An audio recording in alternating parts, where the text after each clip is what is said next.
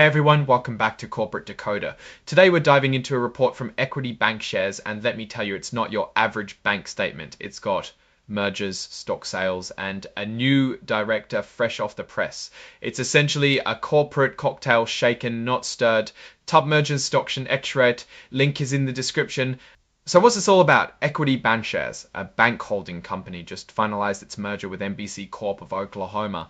Think of it like two companies becoming one, like peanut butter and jelly, only with more paperwork. As part of this deal, they had to create a registration rights agreement. Basically, this agreement promises that Equity Bank Shares will help the former shareholders of NBC sell the Equity Bank Shares stock they received as part of the merger. It's like saying, here's your stock and we'll help you cash it in. Now, how did Equity Bank Shares pay for this merger? They issued 1,729,783 shares of their own Class A common stock to the old NBC shareholders. This is where it gets a bit technical. The company didn't register these sales with the Securities and Exchange Commission, relying on an exception. This means they believe they were allowed to skip the usual registration process. With the merger complete, there's a new face in the boardroom. See Kendrick Ferguson, who used to be the head honcho at NBC, is now joining the board of directors at Equity Bank Shares and Equity Bank. It's pretty standard for someone high up at a company they acquired to get a spot on the board. Ferguson isn't just there for show, he'll be getting paid like the other non-employed directors.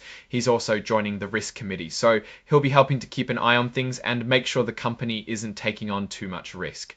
All the nitty-gritty details about the agreement and stuff are listed right here where you can cross-reference and view them. Now, let's step back and look at what this all means. Equity Bank Shares just made a significant move by acquiring NBC Corp of Oklahoma. This likely expands their market reach and could bring in new customers. Ferguson's addition to the board could offer valuable expertise, especially given his previous role at NBC. However, there are also things to watch out for. Issuing nearly 1.8 million new shares could dilute the value of existing shares, meaning each share is now worth a little less.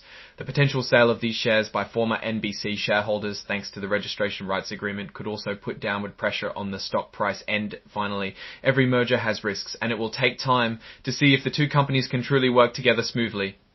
Actually, there were the main events in this report. What's your take on the company? First off, Equity Bank Shares seems to be aiming for growth through acquisitions, and a company like that, if guided well, can be a solid industry player. The numbers in the report show a company actively reshaping itself, and such restructuring and the associated short-term losses can lead to long-term stability. I would keep a close eye on Equity Bank Shares from now on. Alright, that's our breakdown of Equity Bank Shares' latest filing. What's your take on these recent moves and what they signal for the company's future? Drop your thoughts in the comments. If this analysis was valuable, hitting that like button really helps, and subscribe for more deep dives. Feel free to hang out with us and discuss this report with others in the Discord in the description. Thanks for watching. See you next time.